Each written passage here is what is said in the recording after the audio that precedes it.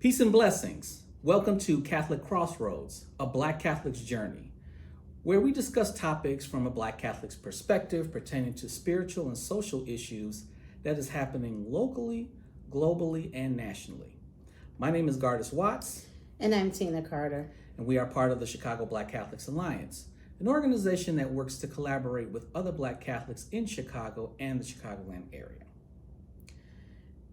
In this month, we will discuss House Resolution 1 of the 119th session of Congress, which is aptly termed the One Big Beautiful Bill Act.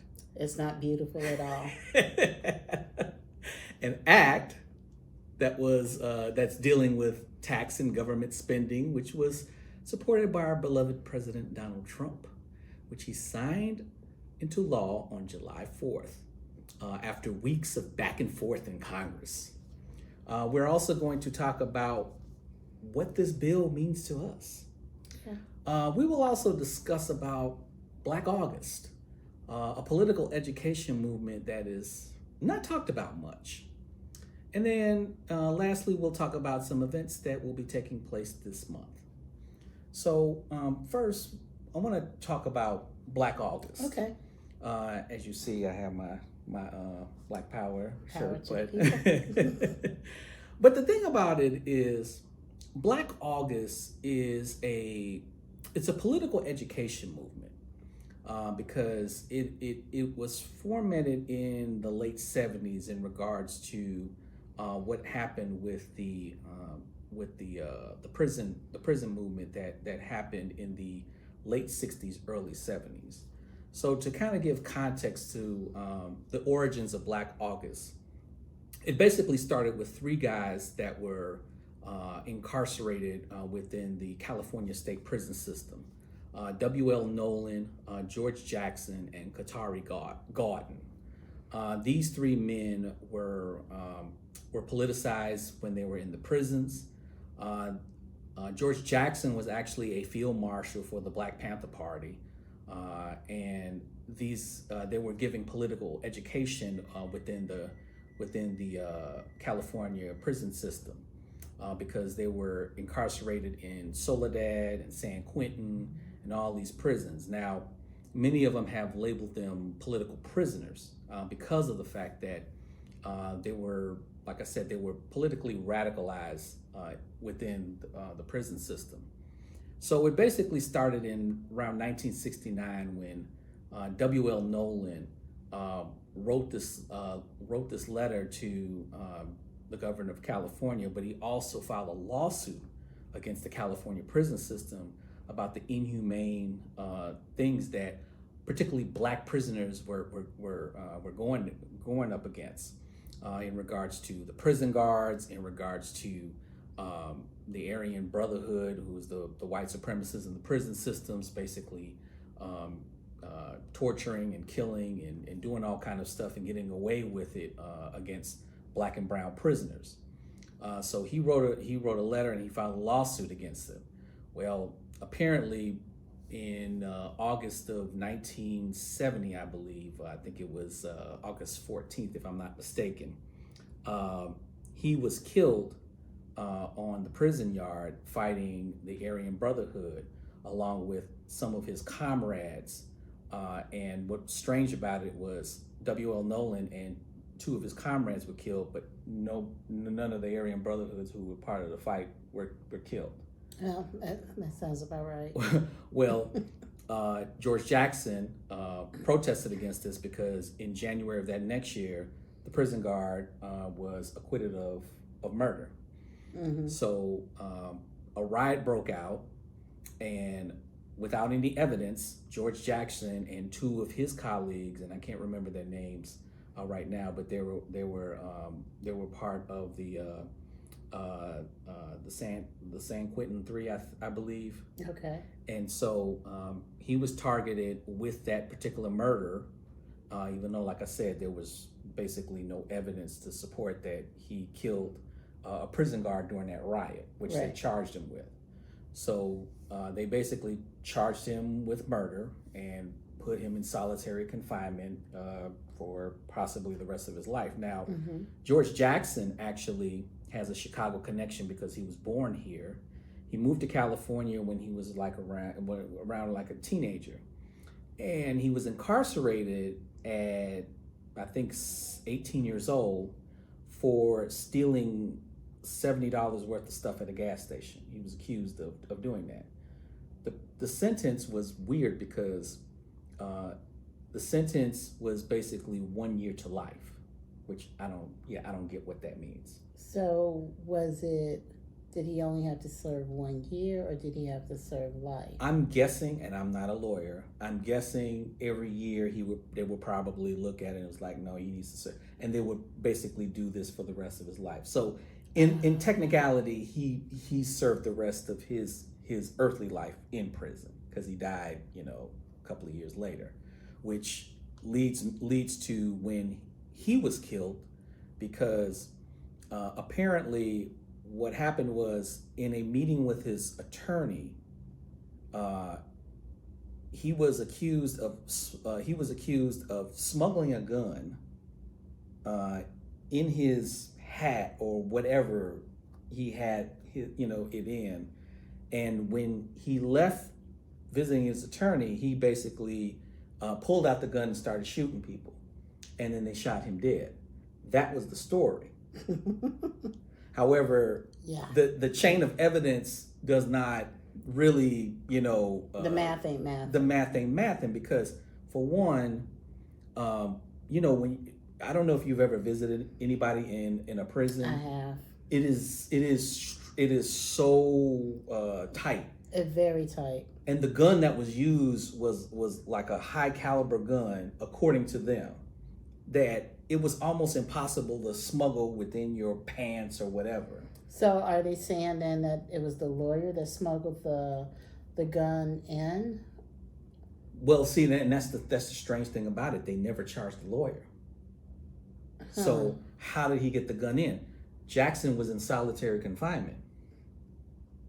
So a person that's in solitary confinement, how do you get a weapon in solitary confinement unless the guard was giving it to you? The guard gave it to him. Sounds very Epstein-like. Yes, and that makes no sense. Right. And then you have W.L. Nolan, who was the last of the three, who when he was in San Quentin, he was playing football in the prison yard and unfortunately had tripped and hit his head on a pipe sticking out of a... So he was taken to the infirmary. Right. Was laid there for several hours, and then finally the doctor said he needs to go to a public hospital. Right. So they transported him out. Well, first they were like, no, we're not going to do it because we didn't have enough security. Right. Then after several hours, after he's like, his health is deteriorating, okay, let's transfer him to a hospital in San Francisco. Right. They did a brain scan, and they let him sit for another couple of hours where they had to tell him, well, we have to transfer him to this hospital. Right. And then he ends up in San Francisco General, and he ends up dying. So these gentlemen who basically were, many people say, assassinated, were the foundation of the Black August movement, because many of them were articulating a lot of the perspectives of the racist and capitalist systems that this country, was purveying against Black people and anybody of color. George Jackson, unfortunately, he wrote 2 books which he did not live to see because they were published after he was dead. The first one was Soledad Brothers, which was a bunch of letters that he wrote in regards to his treatment and the treatment of Black people, not just in the prisons, but outside of the prisons. And then there was Blood in My Eye, which he had wrote, he had finished a couple of, maybe about a month before he was summarily murdered. And then it was published after his death. So those are 2 important books of Black August. But Black August scholars have also found that August is a very interesting month within history because there were several events in August that have taken place. When you're talking about slave rebellions. We're talking about the Haitian Revolution and Nat Turner's Rebellion, which was in August. When you're talking about urban rebellions like the Watts riots in Ferguson, Right. those happened in August. And then they discovered there were some the birthdays of some revolutionaries in August. When you're talking about Marcus Garvey and Fred Hampton and James Baldwin, these famous revolutionaries had their birthdays in August. So that's basically the gist of it. Now, we also have to understand too that August, this Black August thing, it's not Black History Month. It's basically more of a commemoration of the people who have put their lives on the line to educate and to hopefully inspire action to the people for revolution, because many people feel like this society, even to now, needs some sort of revolution. Yeah, especially now.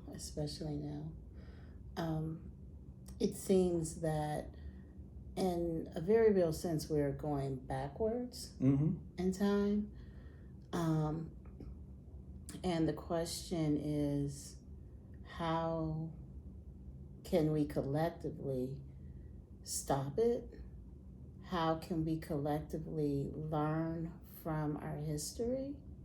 Which is why this history on Black August is so important, because it gives us clues, it gives us sort of a blueprint, if you will, of what we can do to stem the tide of some of the policies that are taking us back to a time where there was no equality for anyone that isn't a white cis male. Yeah, and the the tenets of Black August, which is pretty interesting. It comes out of George Jackson's book Blood in My Eye, where he talks about the steps to revolution: study, fast, train, and fight. In that particular order. Study, because you have to know what you're fighting against, right, and how do you fight against it. Fasting, eliminating, people have this misconception that fasting is just food. Fasting can mean anything that could be detrimental, not to your physical health, but mental health and also spiritual health. Right. So not just giving up food, in general, giving up food that is bad for your body, and basically eating more life-sustaining food in regards to, not just physical food, but mental food. We probably stop watching some of these useless shows that we see, and generally just kind of, just focus on news and culturally relevant or educational type of shows when we're talking about fasting. Training, when we get the knowledge, when we get when we have our minds and our bodies right, we can finally apply this in a setting where, okay, this is how we're going to plan our revolution. And then the fighting, because you can't go to the fight unless you do those first three steps in order. You think about boxing.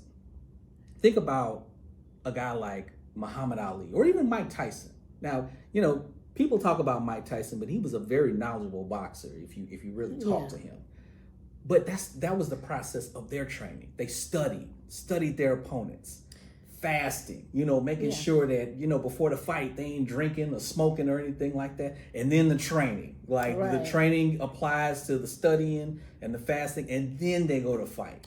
And one thing that I will say about fighting doesn't necessarily mean physical fighting. Fighting can be debate.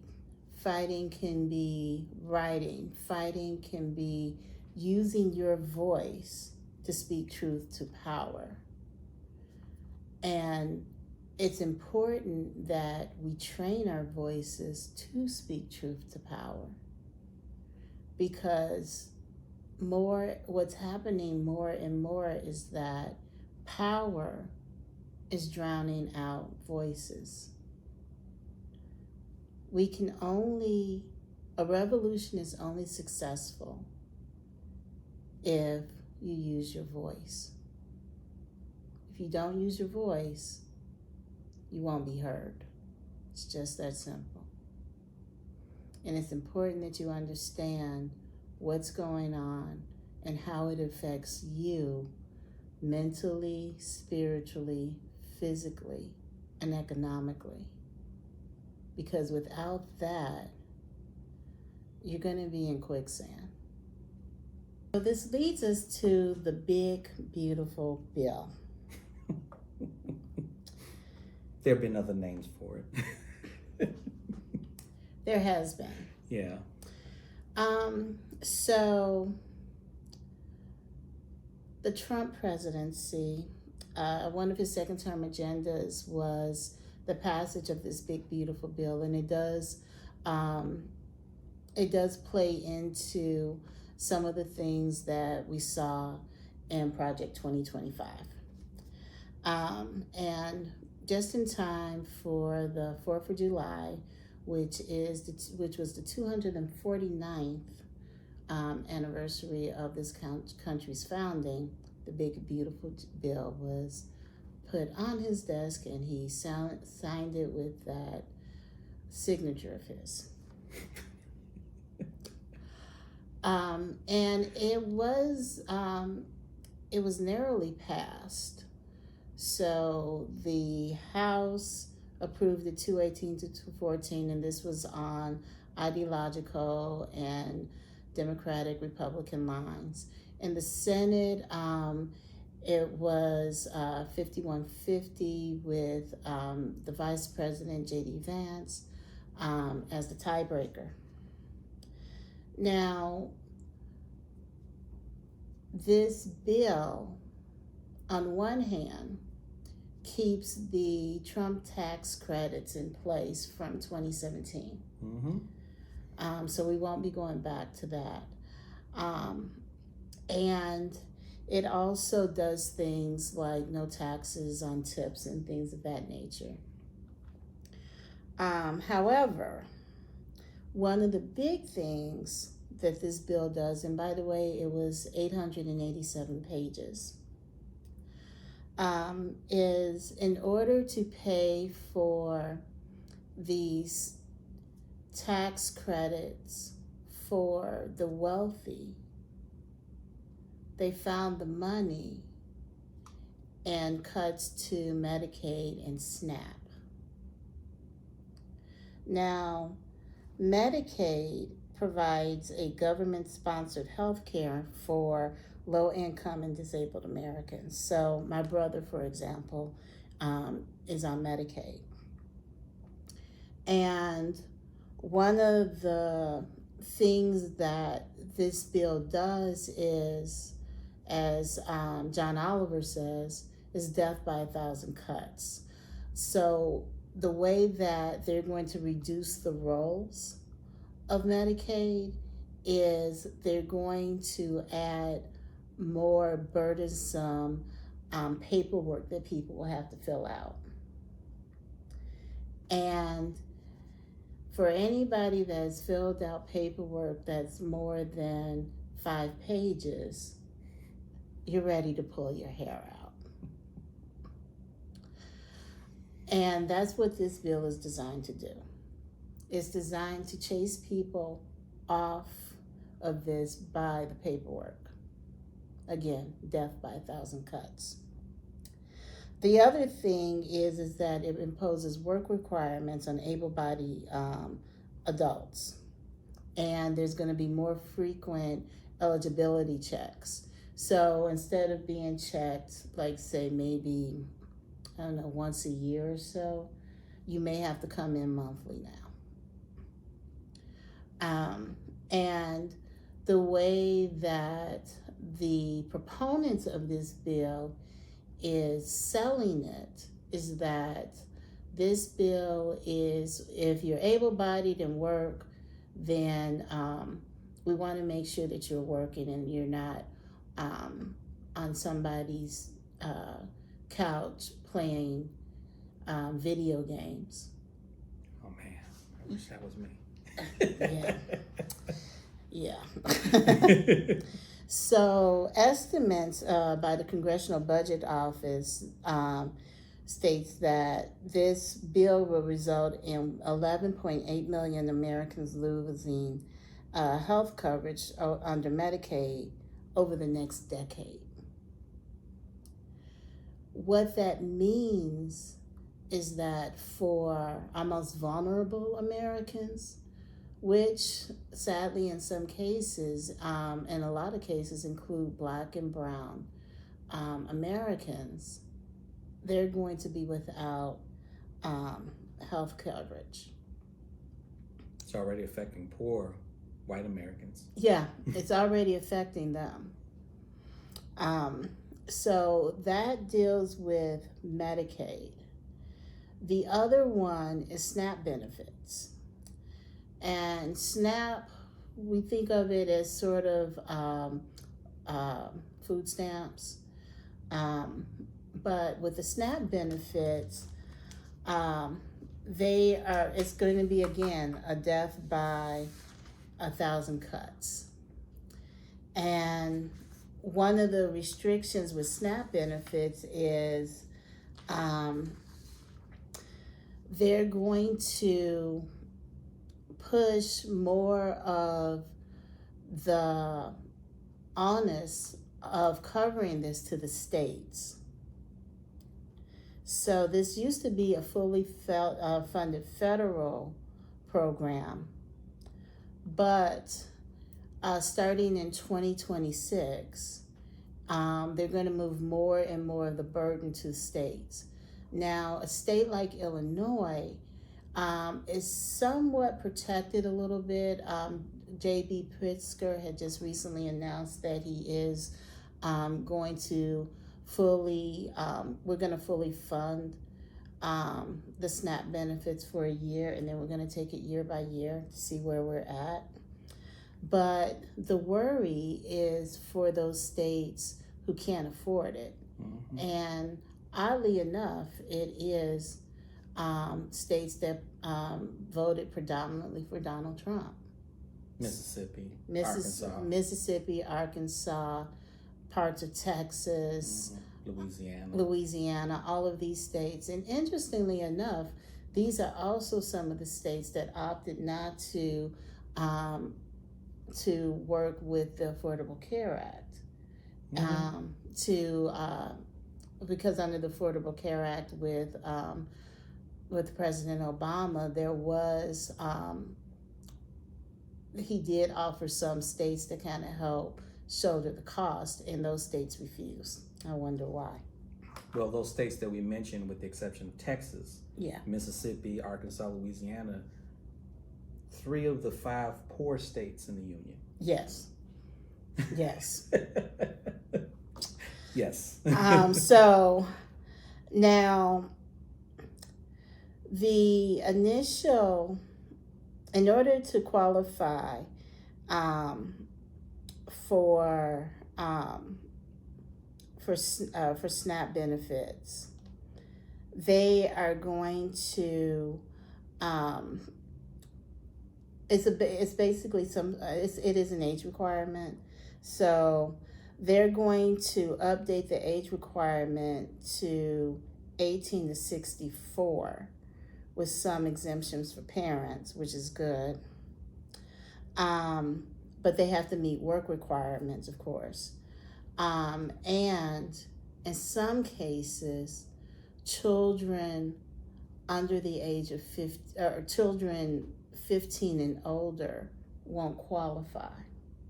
So if a parent, for example, is getting SNAP benefits and they have 4 children, any child 15 and under will qualify. 16 and up, maybe not. Now, places like Alaska and Hawaii and this is the Lisa Murkowski carve out, could receive waivers for work requirements if it's determined that they're making a good faith effort to comply.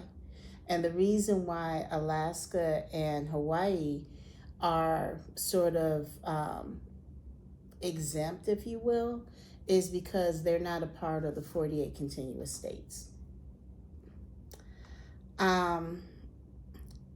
Now,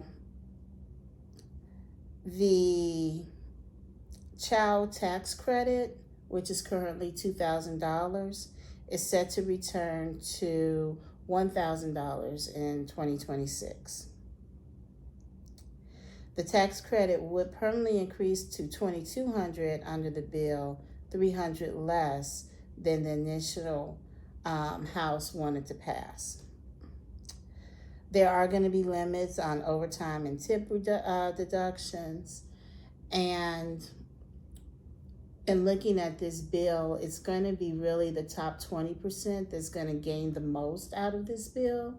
Yeah, talk about the tax cuts that, you know, corporations and rich folks get on this, right? Yeah. No, they come out like bandits.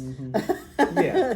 They really do. And the reason why they come out like bandits is because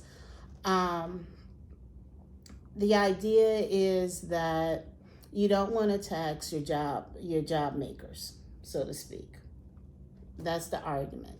The problem is that if that money was going towards making more jobs, that would be one thing.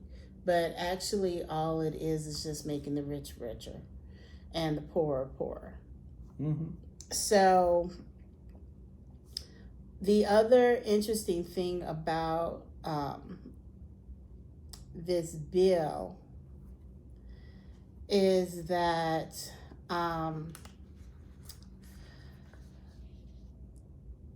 they're doing this as a way to really reverse a lot of the gains, in my opinion, that was made by working and middle class Americans. They're making people jump through more hoops. And for folks that are disabled, one of the things that they could lose is their home health care aides.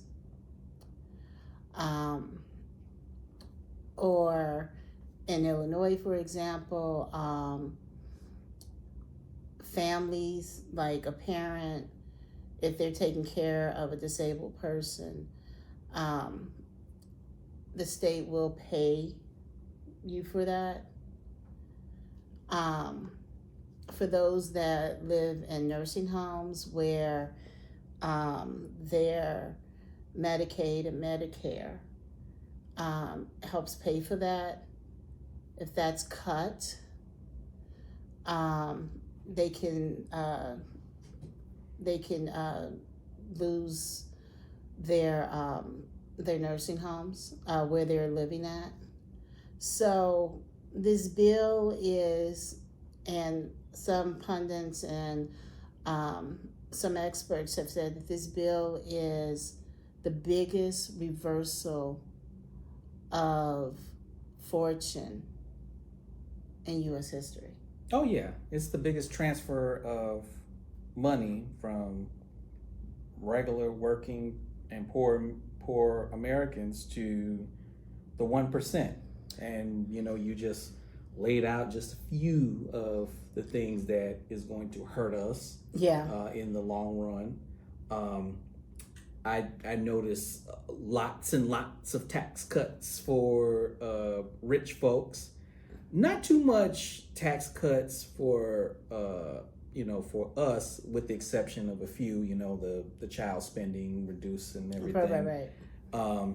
So the question becomes, all right, so if we're not getting more taxes out of this, how are we gonna pay for all like the defense and all of this stuff? Speaking of defense, Yeah, talk about the defense budget. so speaking of defense, there has been an increase thanks to this big, beautiful, crazy bill to the defense budget, to not only defense but mostly Department of Homeland Security. And the Department of Homeland Security is seeing one of the biggest increases that they've I thought it was ICE. I think. Does ICE fall under the Yeah, Department it of Homeland? does. Okay, all right. Yeah, Christy, no, yeah, all Oh of yeah, that. okay, yeah. But ICE is earmarked for a lot of that money. ICE is earmarked. Forget about the terrorist unit and stuff like that. No, it's under the Department of Homeland Security. ICE specifically is going to be getting a big chunk of that money, and a lot of it is to keep out the big scary immigrants. This is going to be used to spend more money on agents, that crazy wall that Donald Trump wanted to build, all of these different things. So what does this all mean for us? Well, we are going to be seeing an increase of folks using food pantries and soup kitchens. We are going to be seeing more and more people relying on our churches, our parishes, to help them make ends meet, get over that hump. We are going to be seeing also more and more people using some of the resources that they didn't think that they would have to use. The last time we saw this was during the pandemic.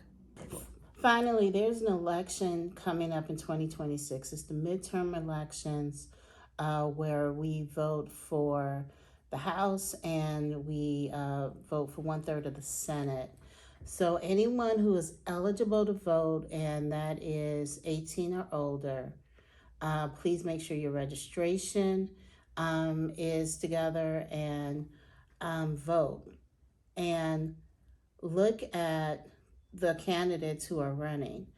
There's going to be an open Senate seat, and there are some of the longtime representatives that are going to be retiring. So it's very important that you use your voice to vote. Learn about the candidates, and let's stop Donald Trump and his tracks. Yep. Midterms is coming up next year, so. It is. Yep. And so finally, I want to talk a little bit about the sunrise prayer service that will be taking place later on in August. I believe it's August 24th. Yep, August 24th. That's a Saturday morning. Yep, Saturday morning, and it starts at about roughly 6:30.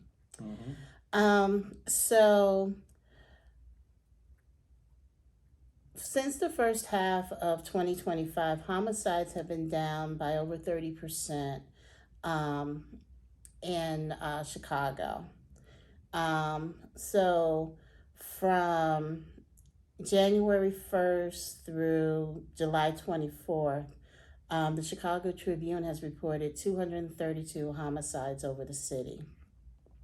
Shootings are down by 39%, and overall violent crime has declined by at least 22%. While these are all good numbers, any loss of life to violence is one too many.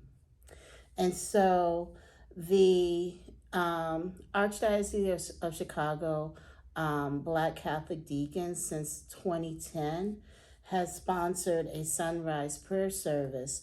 And the sunrise prayer service is to pray for our children and to pray for those who have lost their lives to violence in the city of Chicago. This usually takes place just just right around the time that school starts, and this year, because school is starting a little earlier, um, it's going to be taking place roughly about a week after school starts. So I encourage you to come out to pray for a reduction in violence, to pray for our children, and to pray really for safe, sacred homes. Um, there is so much trauma that a person who has experienced violence, experienced gun violence, um, or had family member who have died um, from gun violence, there's a weight that one carries. And it's important that we learn to love one another, respect each other, respect each other's humanity, and remember that we are all a child of God, um, certainly in God's eyes. We are all brothers and sisters. And one angry moment, one um, one fit of rage and fury can not only change your life, but it changes the life of everyone around you. So, the Black Catholic Deacons of within the Archdiocese of Chicago, Sunrise Prayer Service, August 24th, Saturday, and it begins at 6:30 a.m. and it's at the 39th Street Beach. So please come out and join us. Yes, and if there is inclement weather that morning, then it will be transferred over to the local parish, which is Our Lady of Africa. So, yes. Yep. So that concludes this month's edition of Catholic Crossroads. We encourage you to like, share, and subscribe to this YouTube channel that we have, the Chicago Black Catholics Alliance. We have various social media accounts, Twitter, your favorite, but also on our Facebook page, which we are active on as well. Yes. We also have an electronic publication called The Pulse of Black Catholic Chicago. We encourage people to subscribe to it. It'll be to subscribe to it. The email of the Chicago Black Catholics Alliance will be in our description. So yeah. So and that's it. Any final thoughts? As we say goodbye to, as the summer is beginning to wind down, please remember to be good to one another. Please remember to pray for each other. And remember that life is sacred. We're only given one, so let's use it wisely. Yep, we're all God's children, so we all deserve a chance at life. Absolutely. So you want to pray us out? May the Lord bless you and keep you, and may his light shine upon you and give you peace, today and always. In Jesus' name, amen. Amen.